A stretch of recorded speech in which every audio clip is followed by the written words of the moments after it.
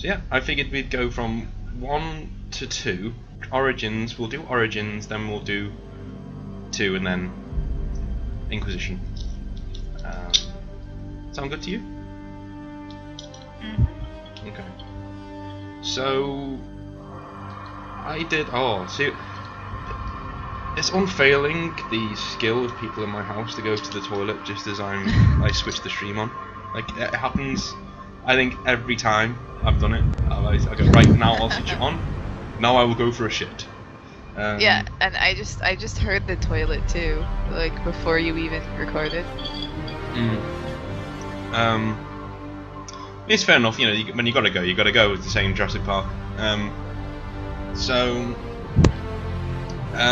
Yeah, I figured we go from 1 to 3, and we'll just go through it. Because the reason why I'm doing this video is because I've already done a story recap sort of thing, and yeah, I didn't think it went that well. It was all right. I just tended to. I didn't have any notes. It was just ad hoc, you know, off the top of my head, because I wanted to get stuff off my chest.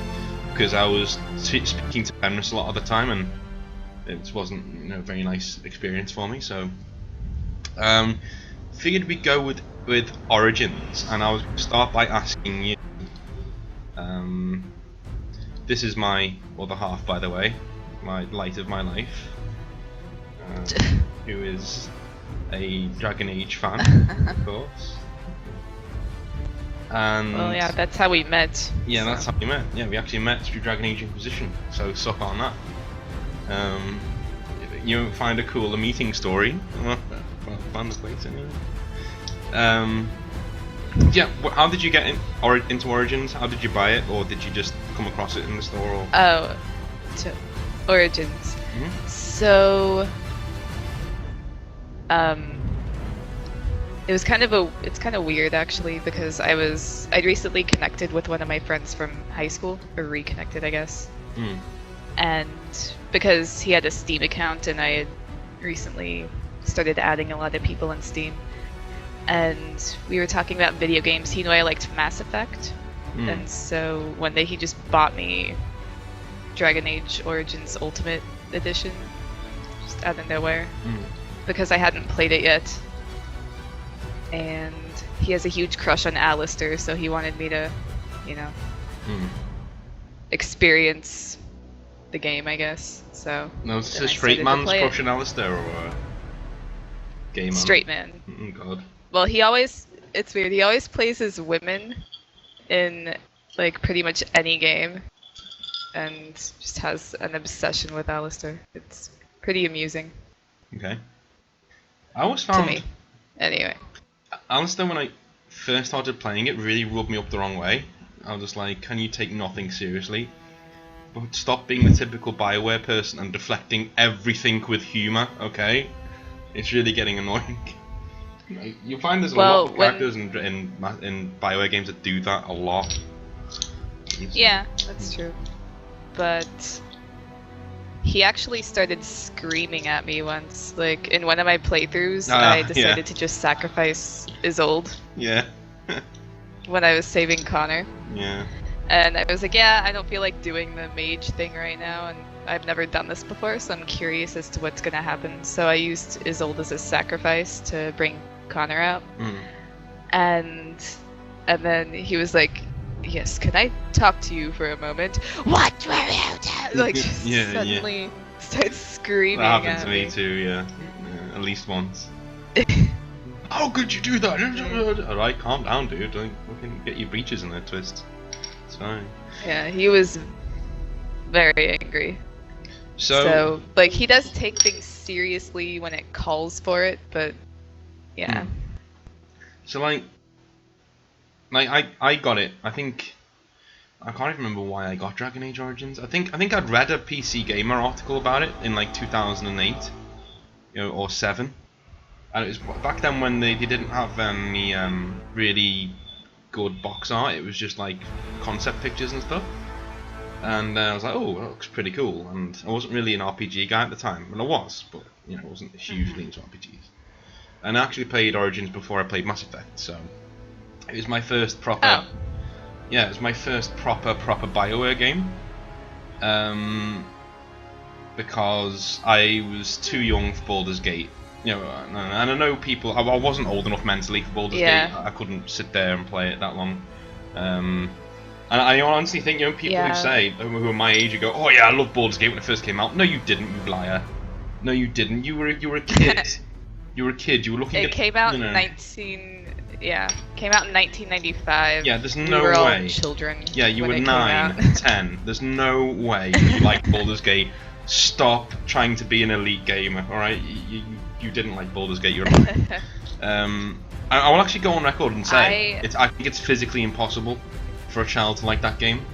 It's just not built that way. It's just like completely not built for a child to play.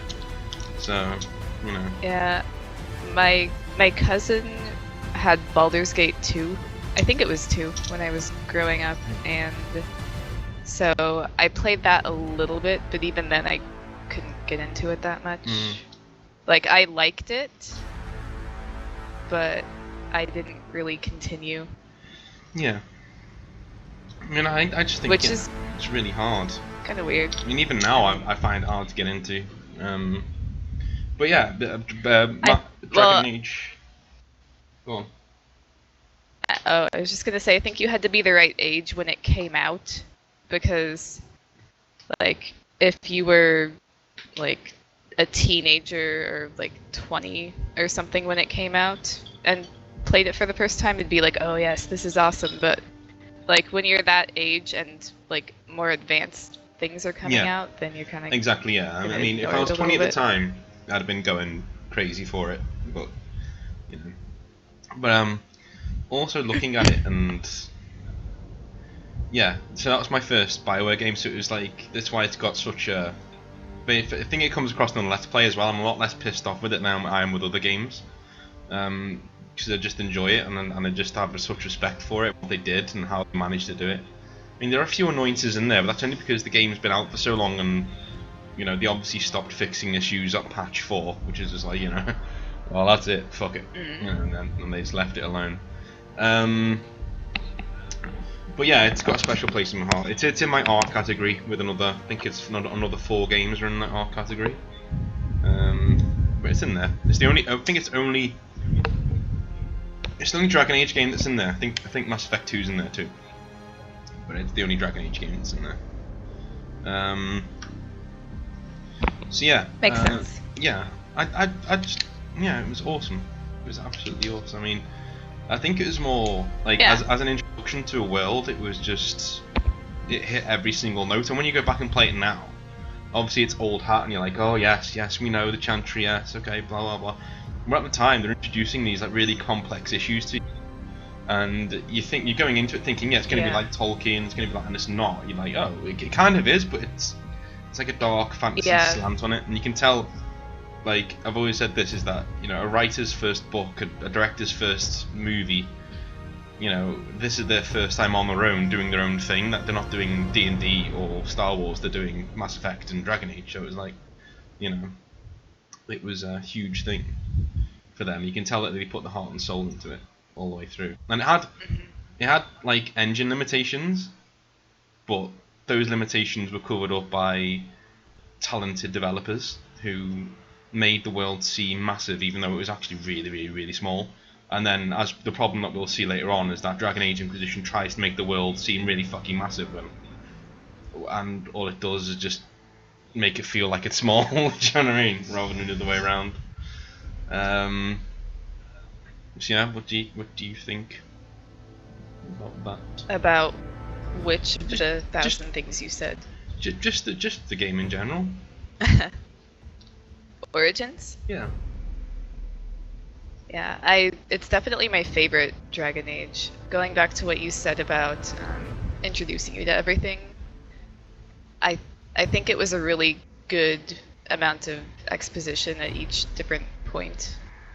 Like, and they even use your origin story to tell you about the world a little bit. Like, if you start as a mage, then, you know, you're aware of the whole lockdown and the phylacteries and like, it introduces all of that to you really well. And then if you're a... What's his name? The guy from the quest. Oh, Jowan? Jowan, isn't he in the... Yeah, Yeah.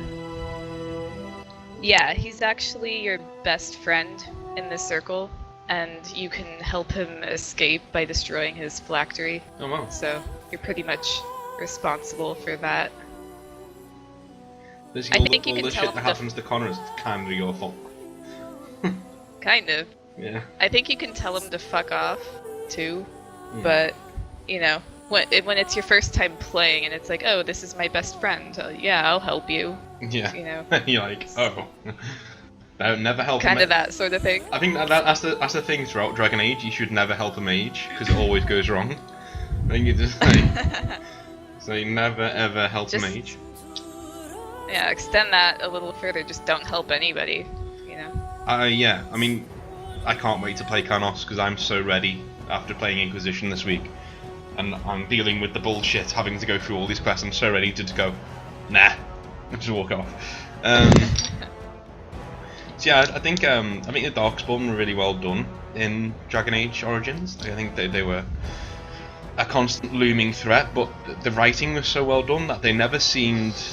It never seemed like... it never went away, but the things that you were doing apart from the main story, it didn't seem like you were wasting time because you were building an army and stuff, but like in other BioWare games, there always tends to be an overlying feeling where there's this big bad that you need to go and fight, and everything else just seems like a distraction, especially in Inquisition. You know, it just seems like you're just doing busy work that you shouldn't be doing. You need to be on the fucking case here, you know? But I think Origins is the one where they really got it right, because even in Mass Effect 1 they got it wrong doing that, because it was like, oh, let's go to Flux and dance. No, let's not, because the galaxy's about to end. What are you doing? You know, it's just like, it always felt really, you know, off, that to me. Yeah, well, I think in Mass Effect 3, the Citadel DLC, while it's a lot of fun and I enjoy it, it's so out of place in the context of the story. Yeah. I mean, I generally... Here... Go on. Oh, I was just gonna say, like, here are the Reapers just destroying everyone and everything and trying to wipe out all advanced life, and then we're like, you know, partying, drinking. Yeah. Glyph is wearing a bow tie, even though it's adorable. It's I think really out of place. Well, I think, yeah, I mean, I think Origins got that right, and that's why it's like quite special to me. The fact that you don't feel like you're doing busy work, you feel like you're building an army, and because the reason why you feel like that's because Sen actually says to you, "What are you doing? Go and fight the Archdemon. Why are you up this fucking mountain messing around? Go and fight the Archdemon." And you have to explain to him, well, we can't, because we got to do this, this, this, and this first. Well, why'd you have to do that? Because we don't have an army, and there's an ocean of Darkspawn there. We can't get through them. So, and in the end, he accepts that, and okay, and you move on. Whereas in other games, there's never that moment where you stop and take pause and say, okay, well, what are we doing here? It's just like, no, it's a BioWare game. You know what BioWare games are like. Yeah, they're not supposed to break the fourth fucking wall. You're supposed to have your own, you know, you're supposed to treat it like it's real. You're not supposed to treat it like, oh yeah, it's a game, so it's fine. Yeah, see, like, certain games can get away with that, like the Stick of Truth, the South Park game. They poke a lot of fun about, like, you know, when it comes to stupid stuff in RPGs like that. Like when you're on the alien ship and you're finding all those audio logs. Yeah. And the dude's like, maybe instead of making all these audio logs, I should try to escape. Yeah, you know, yeah. But I just like can't stop myself. I just need to pick these recording. Yeah, I like that. That was quite funny. Yeah, they did a lot of things like that just kind of poked fun at ridiculous RPG mechanics. I mean, I like I guess we should go through the characters then, one by one, and see what we like and we don't like about them. Because BioWare games are pretty much the companions. That's the meat and potatoes, isn't it? Really.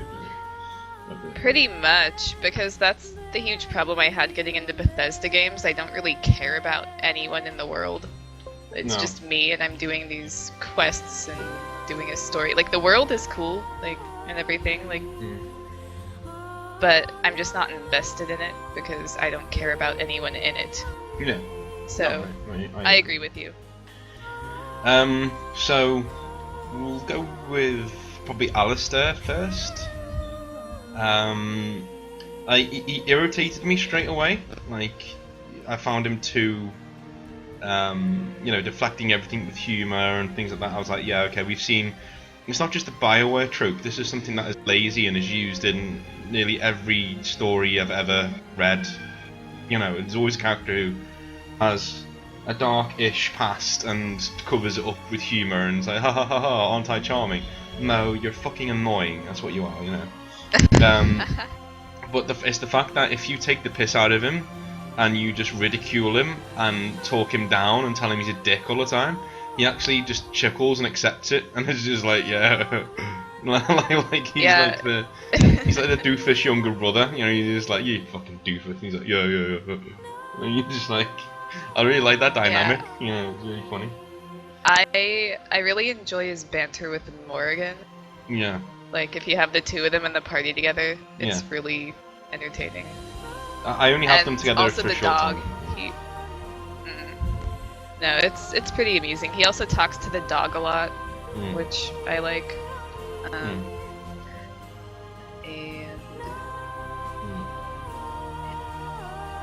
I was gonna say something else, but I can't remember. Yeah, it's okay. Yeah. Like, he grew on me. Oh yeah. You know, so. Getting back to the giving him shit thing. Like, I gave him so much shit the first time I played, and he just loved it. It was weird. Yeah. Like, I did the same thing. Like, I gave him shit. But it's mainly like through a friend sort of way. Like, you know, like even when he's becoming king, if you make him do that, like he was like, "You're torturing me, aren't you?" And I'm like, "Yep." Just like looking at him just with a straight face. Why? Because it amuses me. That's why. He's like, well, there's the fate of the whole kingdom, and you're doing it because it amuses you. Yeah, kind of. Yeah. So yeah. Yeah, I like it when you can give characters a bunch of shit and they still like you. Yeah. I think that's actually one thing I did like about Dragon Age 2 is that, you know, you can disagree with someone and you can, the rivalry thing was pretty nice because you could go against them and they would still be loyal to you, and you could even change their mind about certain things if you push them enough. So that was kind of cool.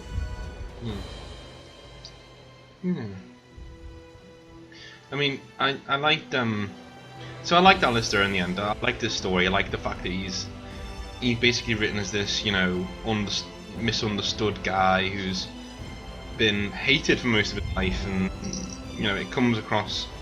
He's had a weird upbringing as well. He was a Templar, and then he was, you know. So yeah, I think he was. Oh yeah, I have to say another thing after you're done. Go ahead. No, it's okay. I was pretty much done. No, I'm sorry. I interrupted. Go. I'm honestly done. Like, okay, fine. I was just gonna say, as far as like romance options available to female characters, he's pretty unique. Because most of them have some, like, you know, a dead wife and an estranged child, or dead wife and a dead, you know, like they always have some tragic past, and like, I guess Alistair kind of had one as well, but in a different way. Yeah, Alistair just dies unless you let him sleep with Morrigan, which is, you know. Yeah. Or you die. Yeah, well, no one wants to do that. He only dies if you're a woman and like he loves you. Yeah. Yeah. And he doesn't sleep with Morgan. It's kind of a horrible thing, you know, like when you're in a relationship with Alistair, because he either dies or he fucks Morgan. Yay. Yeah. Yeah. I mean, people say that, but I also think that's pretty awesome. I like the way that that comes around. Like, as a man, you just get to have sex with everyone, and then you get away with it. Do you know what I mean? Like you get away with Yeah. dying, It's, and it's you not just a sacrifice for you. No. It's like, oh, my girlfriend wants to. I have to have sex know. with the beautiful black-haired woman. Oh Oh no.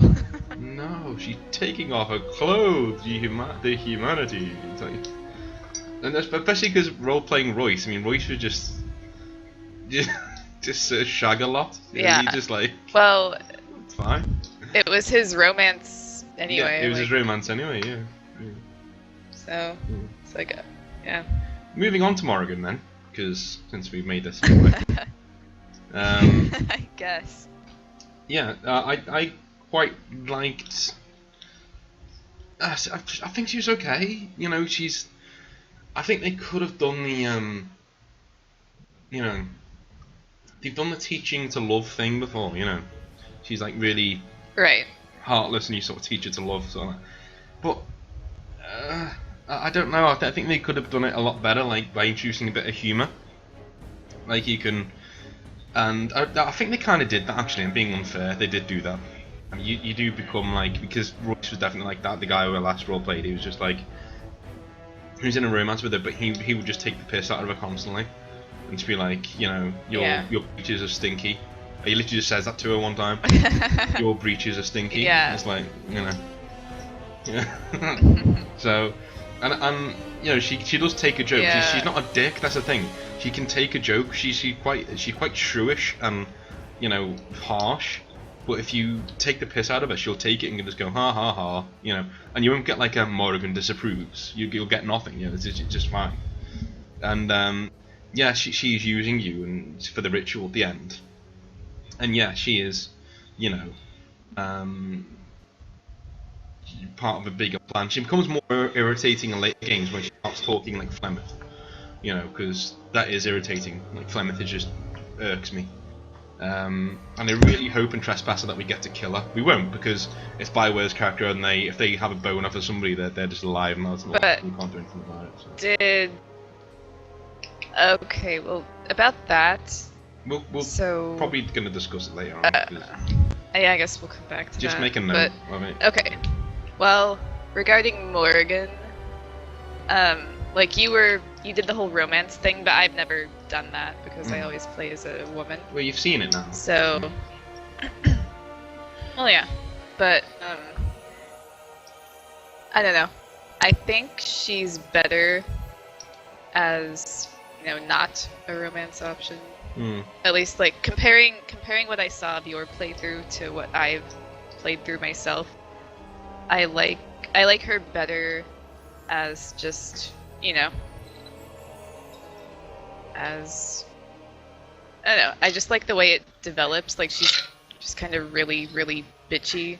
Yeah. The whole time and about everything, and like you try to help people, and she's like, you know, always gets pissed off about it and stuff. But you know, as things go along and you talk to her, you spend some time with her, you remember a couple of the things that she said, and you help her out, and whatnot, and you actually become really good friends.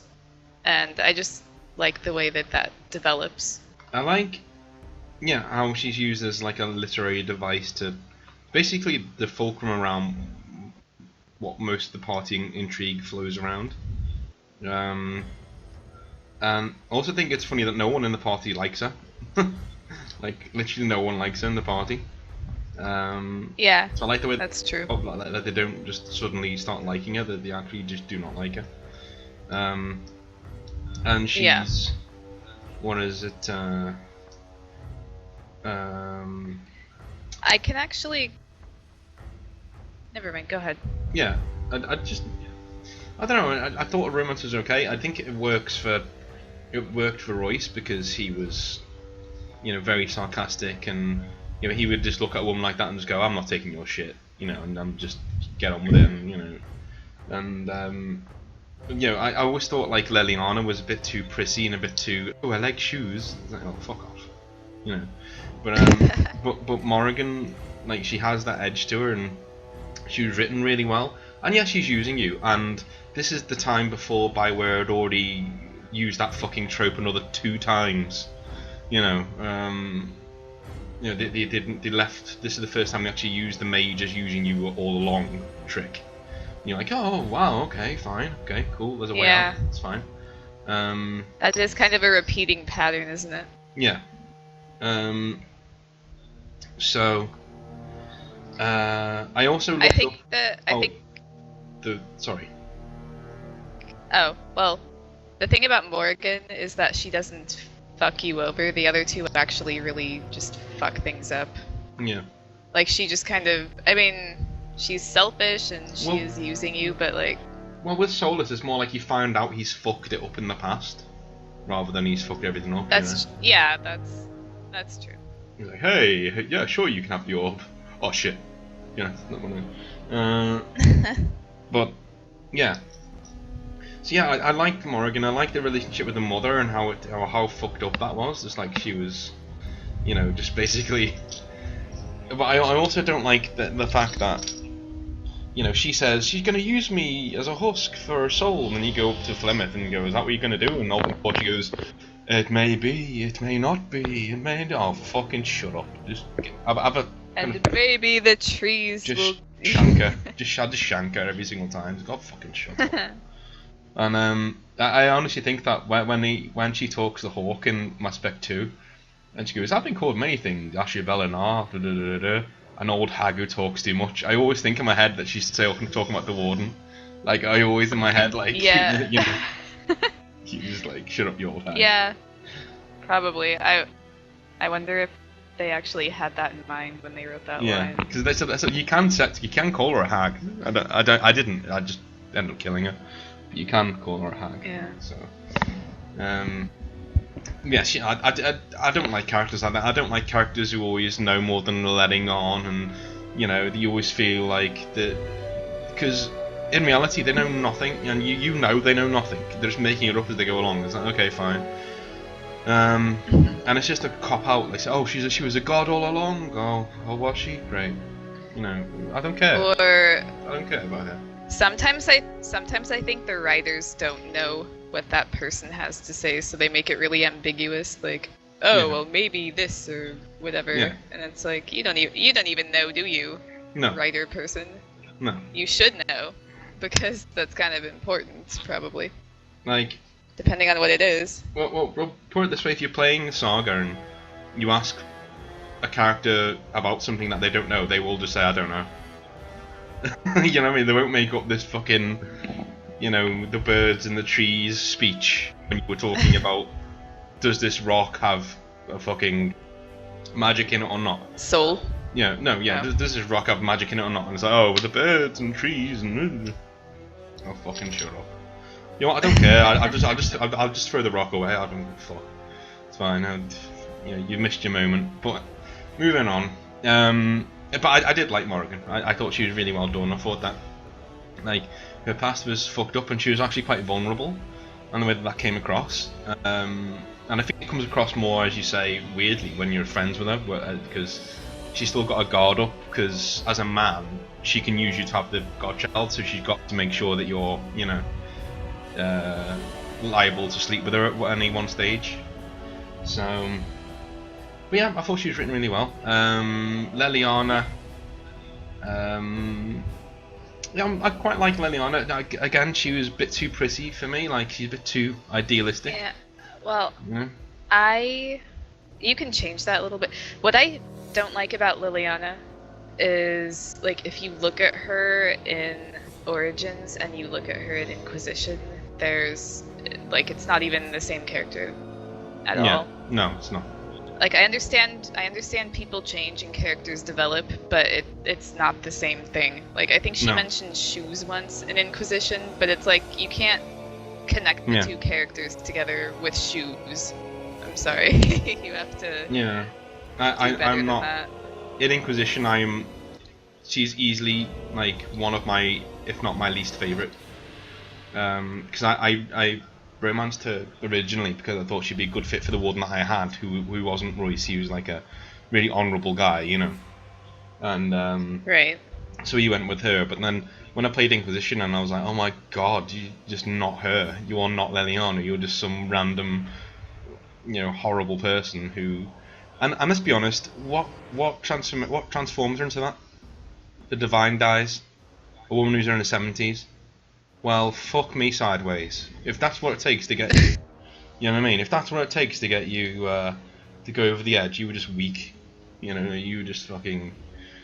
And to be fair, maybe that works because in Origins she is weak. She needs you. Like Morrigan doesn't really need you, whereas Leliana really needs you. She's like, yeah, I can't deal with Marjolaine. Yeah. I can't do this. I can't do that. I need you to decide for me. It's like, oh, no, you fucking do it. Your problem. I just need to help. Yeah, I mean, before you came along, she was just a chantry girl, and who was a bard in the past, I guess. But yeah, I see what you mean. Yeah, I was just a bit. Okay.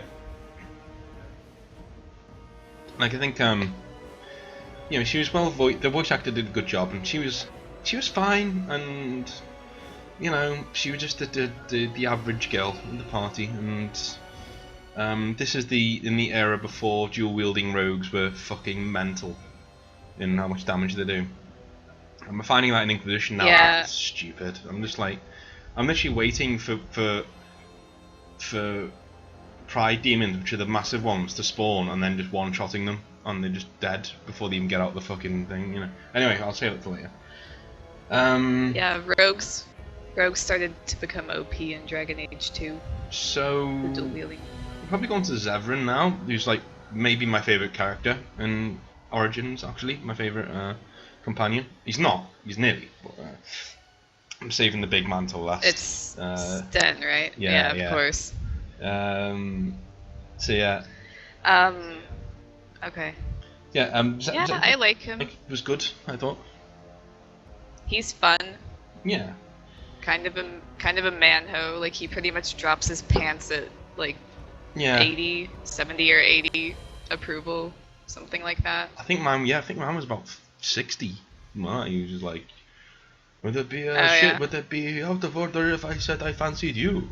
And I was like, no. Well, yeah. I mean, he starts hitting on you like right away. I mean, like actually drops his pants, like literally. Yeah, I mean, I liked the fact that it wasn't his defining character though.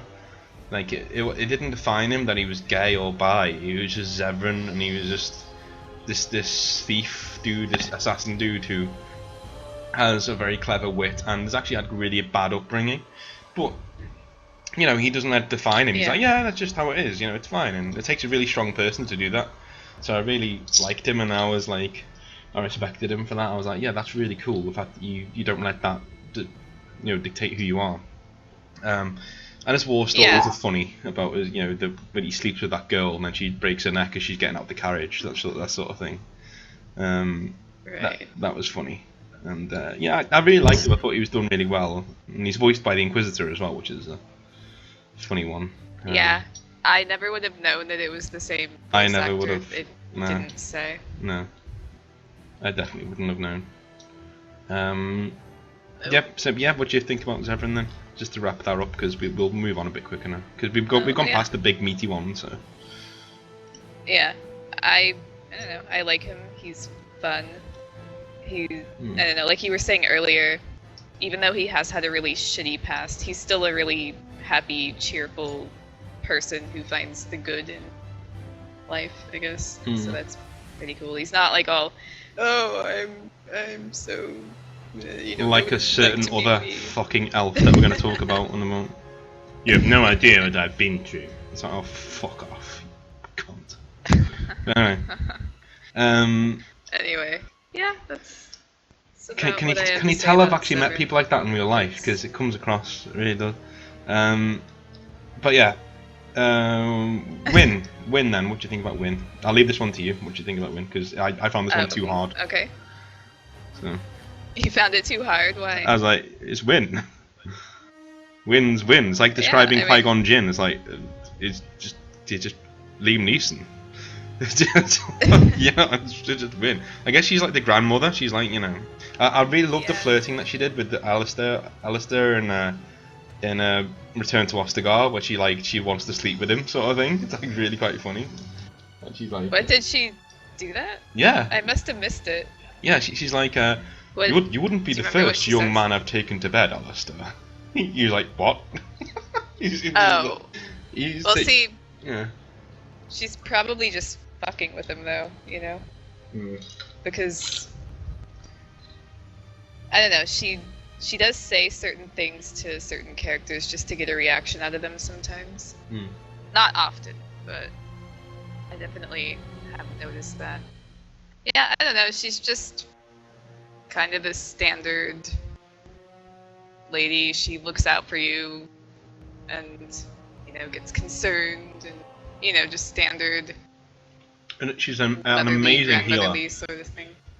Right. Yeah, she is. I never die when she's in the party. And It's just like, you know, it's like having cheat mode on, having like God mode. You just win there, just like, no, you're alive. Yeah. If I ever play a healer, I'm gonna do that. I'm gonna sing. No, you are alive. you're alive. You see, but you're never gonna play a healer, so that's not gonna happen. I'm not gonna play at all at this rate. Yeah. I think you would get way too bored as a healer. Yeah. Because as a healer or a support character, you pretty much have to just help your team to be awesome, you know? Mm. Mm. So you like to be the one who is awesome. Like, oh yeah, look at me, I just Oh yeah. Yeah. one-shotted that whatever monster thing. You know, and like Wynn's kind of standing behind you, like, heal, you know? Heal. Like buffing you and healing you. Yeah. And letting you do... What? What is so funny about that? I win something behind you, like heal. she's like the Yeah? like the Pope. Ciao. Yeah, like, yeah, I like to think she actually says that just to be a weirdo. Heal. So who's next? Guess we should do Shale next. Oh, Shale? Okay.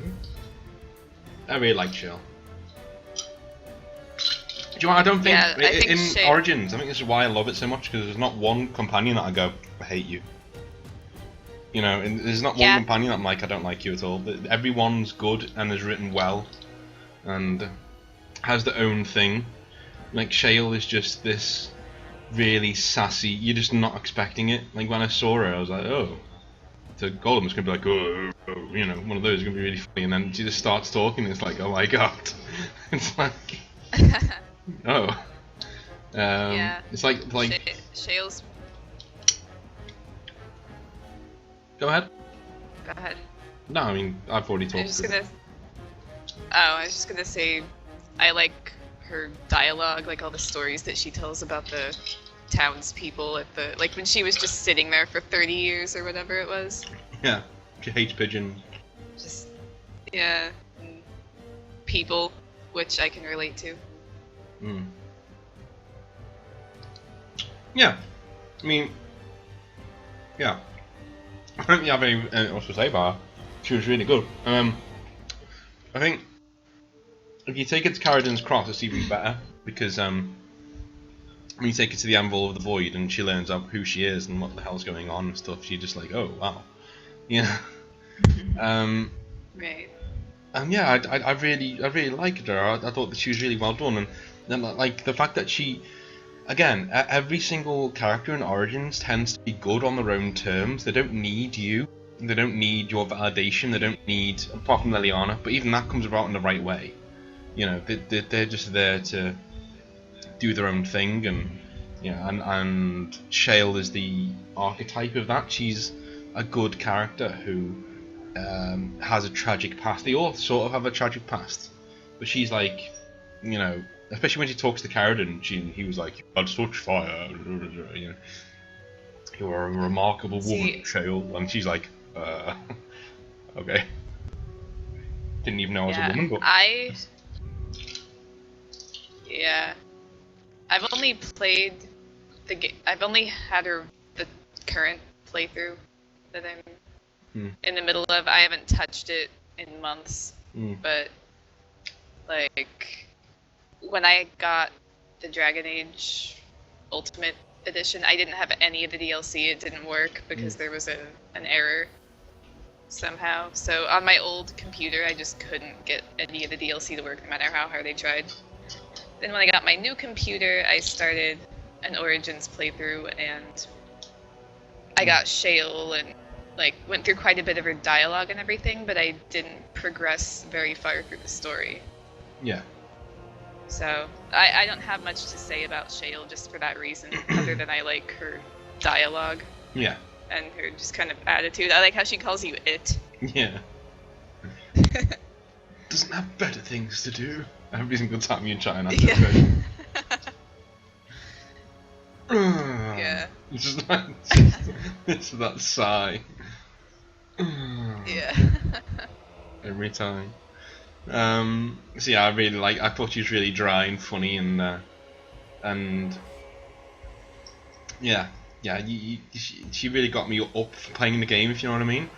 Like I could load up the game, and go, oh, I don't really know if I want to play. And I'll speak to Shell and I'll be like, yeah, I really want to go and stomp something. It's gonna be so fun. And you know, and you get like. So Oghren, I think we don't need to spend long on Oghren because he's basically the dwarf who's in everything. He's the dwarf who drinks. Yeah. Go figure. He doesn't. He's also Steve Bloom though, so that gives him some points for me. Yeah, he doesn't even have a story in Origins. His wife was a fucking maniac. The end. Yeah, she was a paragon. Yeah. So that's the end of Oghren. A warrior. He's not even that bothered when she dies. He's like, oh well, it's a crazy bitch. Yeah. It's just like about it. So after all you've been going on about her for like 6 years, now you're just like, oh, well, that's her dead. It's like, well, you were just moaning for fucking ages, saying you're gonna cut people's heads off. They didn't go look for her, and then you invited yourself onto my game, and now you're just not bothered. Yeah. Yeah, I do kind of like his dialogue at the camp. Like he says some really ridiculous things when he's drunk sometimes. Yeah. Like, even if you're a man, he like mistakes you for a woman one time, and he's like, "Go meet me in my tent," and just falls over, stuff like that. Pretty amusing. But yeah, you're right. There's not a lot to say about him. Go ahead. So, Sten, then. Nope, dog. Oh, dog. Yeah, dog. Dog is dog. Yes. Dog is Makes dog. Makes me wish that Mabaris actually existed. Yeah. Because it's just awesome. Like, I talk to my dogs like they understand me anyway, so... Like, it would be really cool to just have an animal that understood every word I said. Yeah. And, like, they couldn't really, like, respond, but he has this different barks, like, you know... Like, he barks when he's happy, or, like... if you're a female, and you, like, kiss your... like romantic interest, he actually has a jealous little whine that he does. It's funny. Just he's a puppy. Yeah. Yeah. Good dog. Like I was named after my dog who died. So I always name him after that. Yeah. That dog. I always name him after my parents' old dog, who's also dead. So yeah. We should probably talk about Sten then. Easily my favorite character. Yeah, I'll let you take over on this one. Just go crazy. Yeah, go for it. Yeah, he's just basically every single character that I've had, especially in the first time I played it. He's basically the surrogate dad, because as a noble, your dad's dead and died in tragic circumstances, and like he didn't really become that for a while because he was just like some guy who was hard to get to know. But those are the kind of characters that draw me in, like Rex, for example. Tell me about your people, Rex. Oh.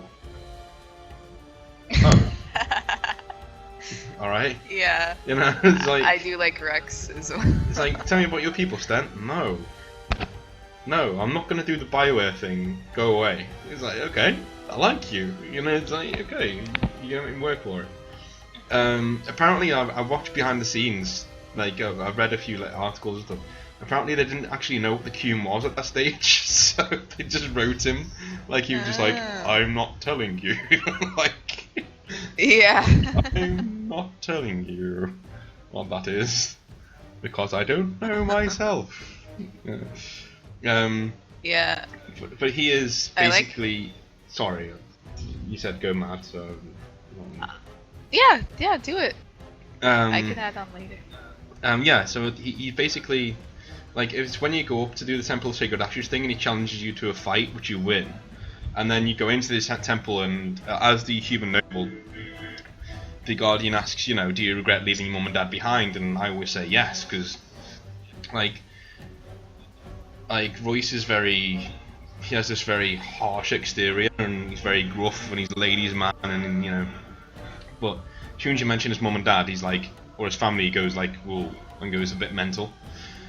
And he says, yeah, you know, I should have defended them to their death. And the first person to step forward and say something is Sten. He just goes, just leave the past where it is. You know, you couldn't have done any more than you did. You did very well. And you're like, oh, thanks, you know. And from then on in, like, there's this, like, respect going on, but he teaches you a lot. Like, I sort of hope, in my headcanon anyway, like, that the Warden kind of converts to the Qun in the end, because it gives him a purpose, and it gives him a role. He's like, okay, I'm, you know, this guy now. Yeah, I thought it was like an amazing relationship that those two had. It was just so, like, and he does care about you as well, because he says Morrigan's a fucking shrew and should leave you alone. Because he's like, you are a man-eating flower, is what you are. And yeah, I remember that banter. That was a good one. Yeah, and yeah, he's just really awesome, and he also has the funniest line in the game at the end where he's just like, and it makes me laugh every single time. Even in this last playthrough, I was just like, he just goes, so when a hero is proclaimed, what happens? And he goes, oh, there's a imbibing of spirits, public chanting, meditations abandoned. It is madness. Just like shakes his head. Yeah. It's like the best thing ever. I was just like, I love you, Sten, so much. And my Warden always goes with him at the end. He's like, yo, I will meet you at the ship in a few days. And in my headcanon, he's always there. And, you know, he goes with Leliana and Zevran to, you know, to Parvolin, just for a vacation, like a holiday. So, what did you think about Sten? Well, he's another one that, you know, there's a lot of development there. Like, you know, as you were saying, he basically starts off like, alright, well, tell me about this. No. You know? Yeah. Like, just completely closed off to you.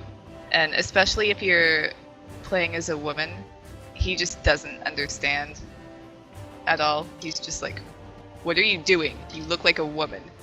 It's like, yeah, well, I am. You look like a woman. yeah, he's just baffled because, you know, women in the Qun don't fight. What? What are you doing? You look like a woman. Like, why are you wearing that? Yeah, and he's basically like, yeah, he's like, you know, women are priests, artisans, and, you know, like all this other stuff. And he's like, I just don't understand why a woman would ever want to be a man. And, you know, like, he just doesn't understand you at all. But then, by the way, by this is something we'll come back to later. Don't you worry. We've discussed this in full quite a few times. So. Oh, I know. And by the end, though, he actually does acknowledge and respect you and follow you. You know, not because he feels like he owes you, but because you've earned his respect by that point. And yeah, I also like his thing with cookies and fat children. The fat slovenly thing in the last village we passed. Yeah. He did not need more. He didn't need them. Yeah. And it comes out of nowhere too. Is Like it? when you're talking to the. Ooh, cookies. It's like, what? Where'd you get those from? The fat slovenly child in the last village we passed. I don't want to like imagine this little fat kid and just like stand like, give me those. No, give me those. Yeah. See, I'd like to imagine that Sten doesn't even ask; he just grabs them and like takes them. You do not need more, slovenly child. Yeah. And this kid is just like, the kid's not gonna question this giant canary taking his cookies away. Like, I liked, so yeah, moving on, I don't want to go away from Sten, but I have to. And it's a travesty he doesn't appear in anything else. Every other motherfucker gets to have a little cameo coming back. Where's my Sten, bastards? Everyone else, even fucking Ogryn comes back in Awakening. Who wanted Ogryn? No one wanted Ogryn in Awakening. No one. No one gives a fuck about Ogryn. Fuck that guy, seriously. No backstory, no effort, lazy bastard. That's all I want to say. Just bring back Sten. He's the Arashok now. Bring him back. I don't mind Ogryn, but when you ask anyone who likes Dragon Age who their favorite character is, no one says Ogryn. Well, it's the same thing about ever. Describe Liam Neeson's character in Star Wars. You're like, just Liam Neeson. Yeah, describe Ogryn. He's a dwarf. Well, Great. no, Ogryn is better written because you can actually describe him. It doesn't mean he's... Yeah, he's not Grey. He's not the character equivalent of Grey with a lightsaber, yeah. But... Yeah. Yeah, I mean... So... Yeah. He might not have that much to him, but he definitely is what he is, I think Origins as well, just closing up. I liked Loghain, thought he was really well done. I like the fact that there are multiple sides to that story, so it's not just like he abandoned you. Some people think it was right what he did and stuff. I like the way all the choices play out. I think the most skillful part of Dragon Age is how that Landsmeet plays out at the end. It can go so many different ways, and so many different things can happen. It's just a triumph of just how talented that team was, just to do that, to be able to do that, and then say, okay, now we're carrying this forward to Dragon Age 2. Like, how? How have you done that? It's amazing. But they didn't really. They only took forward about 15 things to Dragon Age 2 that you actually get to see. And then they brought the keep in, so they didn't have to do anything anymore. So, yeah. You did it, basically. Well, I never got to see the results of my Origins choices in Dragon Age 2 because I had them on different platforms. So I was actually kind of happy about the keep thing because when you're on different platforms for everything, it's just nice to be able to have your choices matter. Yeah, I agree. But for people who are on the same platform for everything, I could see how that would be very annoying. I mean, like, little things like, this song reminded me, like, little things like Liliana's song in the camp, and you get to see everybody's reaction to her singing. So Alistair's just sitting there like, oh, it's very nice, and the dog's just like lying down, just being a dog. Zevran just like, sort of bobbing his head. And you see Morrigan like shake her head like, ugh, as she's packing something.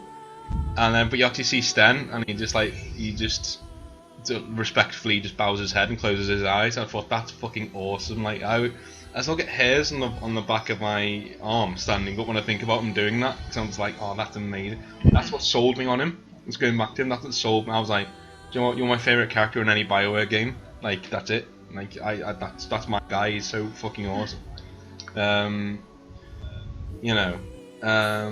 I'd love to know who wrote him and like give him a pat on the back verbally because. Let me see if I can find out. Yeah.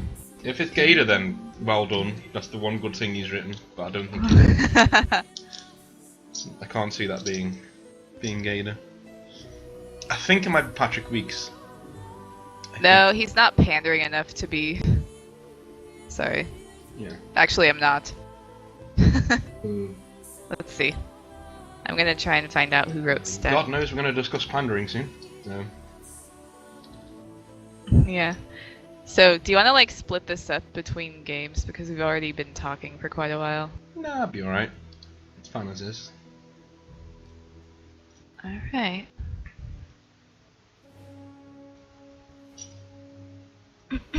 We won't be spending long on Dragon Age 2, I don't think. Like, god damn it, Anders. Okay, Dragon Age Inquisition.